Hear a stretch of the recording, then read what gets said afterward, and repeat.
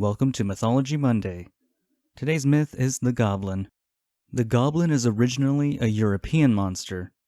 They tend to live in caves in the woods. Typically, they are viewed as small, evil little creatures looking for gold and jewelry. In some cases, they use magic to do their bidding, whether it wants to steal something or kill someone. Although it won't likely come to that for most goblins. Goblins are interesting in a sense that they are so well known just about anyone can have a different view on them.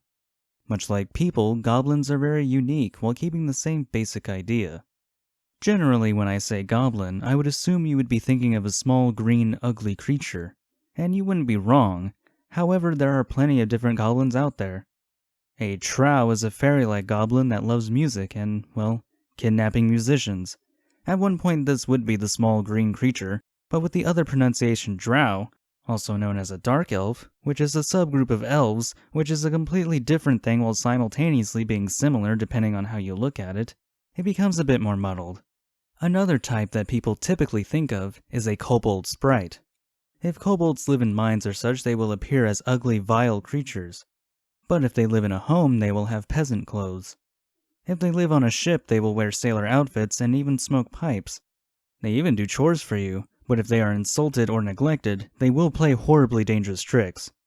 Originally, kobolds were tiny humanoids, but nowadays they are seen as lizard creatures, thanks to games like Dungeons & Dragons. Although in the video game Suikoden, kobolds are dog people. Not sure why. Side fact, the element cobalt is named after kobolds.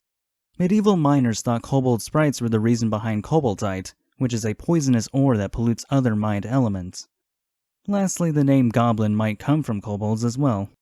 Hobgoblins are household sprites that do chores for food, like their relative, the brownie.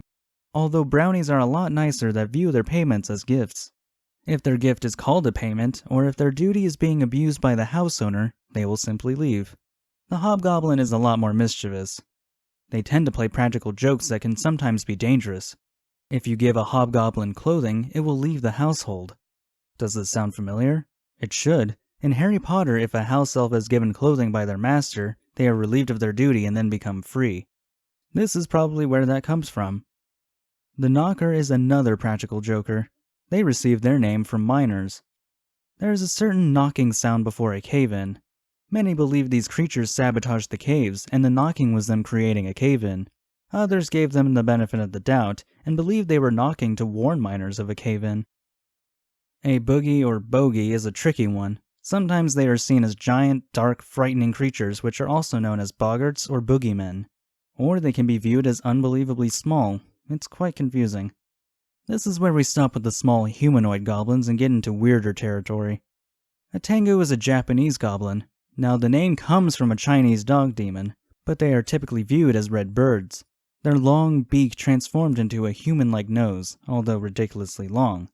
They tend to bother monks or priests, showing them false visions of Buddha, carrying them around and then dropping them in faraway areas. They even take the form of women in order to seduce holy men. Eventually they began abducting boys as well, although they would usually return them. However, they would return insane. Nowadays, becoming a tengu means you are a conceited person. The puka or fuka, yeah, that's what they're called, are black horses, goats, and hares. They can also take the form of humans. However, they will have tails or animal ears. These Irish-based goblins were either wicked or helpful farm workers. In Greece, the Kallikansaros, I'm not even going to pretend that is the right pronunciation, but if it is, go me, can look pretty much like anything. Their main task is to solve the world tree in order to doom the planet. However, at the end of every year, they are allowed back on the surface of Earth, allowing them to meddle with humans. Sometime after the new year, they must return underneath the Earth, and in their absence the world tree heals itself, causing them to saw away once more. The sea goblins, kolksu, are carnivorous mermaid-like creatures that eat humans and even hate other goblins. Should a human cross a kolksu, they will not only be eaten, but disappear without a trace. There are goblins everywhere besides folklore. They are in famous books like Harry Potter, The Hobbit, and The Lord of the Rings. Basically any fantasy book ever is going to have goblins or their orc variant. There's the Green Goblin from Spider-Man. Again, in any fantasy game ever, you're most likely going to find a goblin, much like Dungeons & Dragons, Final Fantasy, Dragon Quest. If it's fantasy-based, you're gonna find them. There is a band called Goblin. Tyler, the creator, has an album called Goblin. Animals are named after goblins, like the goblin spider, the goblin shark. There was a chimpanzee named Goblin. For crying out loud, there have been machines named after the Goblin. The XF-85 Goblin was an experimental fighter aircraft. Eventually it was scrapped, but still.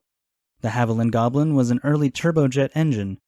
Apparently the British like naming their engines after monsters, though. There was also a Haviland Ghost and a Haviland Vampire. Wow. This one might be my favorite. The Gospel Oak to Barking Line is a railway network in London. It has been given the nickname Goblin because of the G in Gospel, the O in Oak, the B in Barking, and the LIN in Line. Now, if that isn't reaching, I don't know what is. Goblins, goblins, goblins, goblins, goblins, goblins, goblins. There are a lot of goblins. Whether it's in folklore or entertainment or in real life, you will find a goblin somewhere trying to take your treasure, trick you, kidnap you, or maybe even help around the house. For a price, of course. Those mischievous little thieves and pranksters have burrowed their existence into nearly every culture and society in many different shapes and forms. And that is why they are the myth this Monday. Thank you for listening.